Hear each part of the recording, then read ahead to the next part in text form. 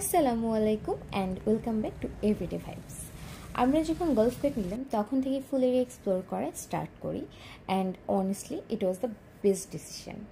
প্লেসটা অনেক বড় অ্যান্ড গলফ কার্ট নিয়ে ঘুরতে ইজি হয়ে গিয়েছিল।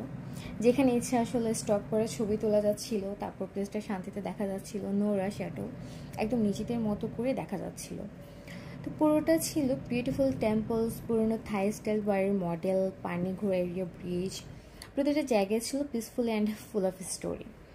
তো কিছু জায়গা একদম শান্ত, আবার কিছু জায়গায় ব্যাকে হালকা music বাজছিল।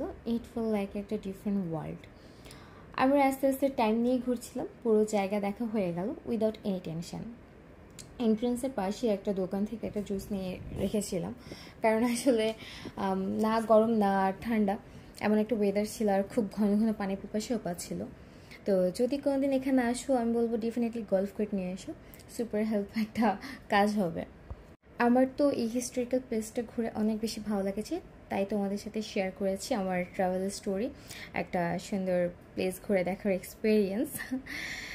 Thanks for the watching the video. যদি ভালো লাগে লাইক, কমেন্ট অ্যান্ড ফলো করতে পারো এভরিডে ভাইবস আরও এরকম ছোটো ছোটো স্টোরির জন্য। দেখা হবে আবার ইনশাল্লাহ পরের ভিডিওতে। Bye bye.